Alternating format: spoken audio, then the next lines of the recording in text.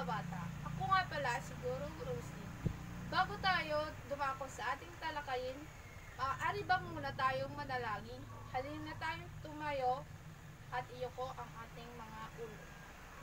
Father, the Son, and the Holy Spirit. Angel of God, my guardian dear, to whom God's love comes with me. Ever this day be at my side, to light and guide, to rule and guard. Amen. In the name of the Father, and the Son, and the Holy Spirit. Amen.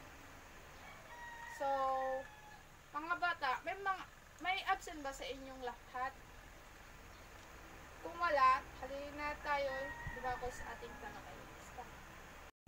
Bago tayo magsimula sa ating aralin, sino-sino sa inyo ang nakakaalala ng ating inaral hapon?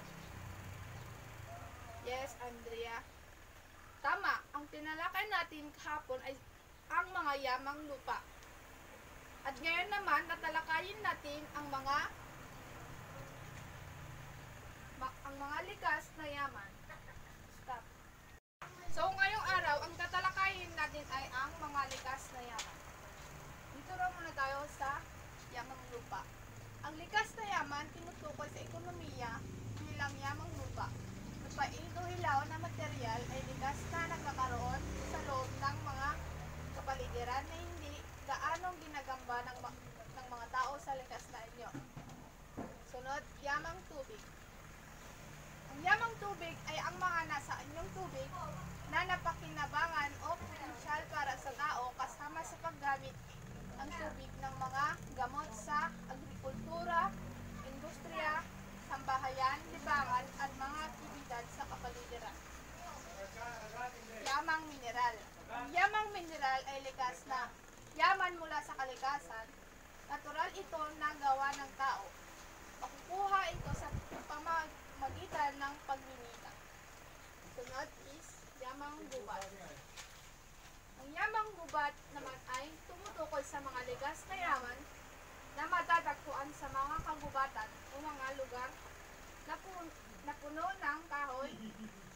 Kasama rito ang mga halamang gamot, kahoy, panggatong, prutas at iba pang mga halaman.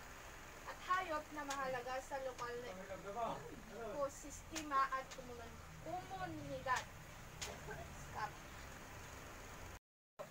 So mga bata, ngayong araw, para sa inyong kaalaman, para sa inyong pagsusulit, maglabas ng papel at lapis. Panoto, isulat sa gilid ng papel kung ito ay tama o mali.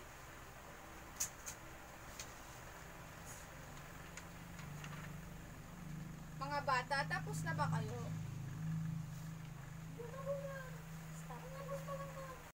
So, ngayon mga bata, paano natin mai-apply ang ating natutunan sa araw-araw? Magbigay ng halimbawa kung paano natin mapapangalagaan ang ating kapaligiran sa inyong bahay o komunidad. Tama. Pwede tayong magtanim ng mga halaman. Pwede pong mag-recycle ng mga plastic at bote. Dapat po, hindi tayo nagtatapon ng basura sa ilog o dagat. So, next. Last. Baka magbilang ka 1, 2, 3 kami. Mga bata, may naiintindihan ba kayo sa lahat ng ating napag-aralan ngayon? Meron, ma'am. So mga bata, ngayong araw, para sa inyong kaalaman, para sa inyong pagsusulit, maglabas ng papel at lapis. Panoto, isulat sa gilid ng papel kung ito ay tama o mali.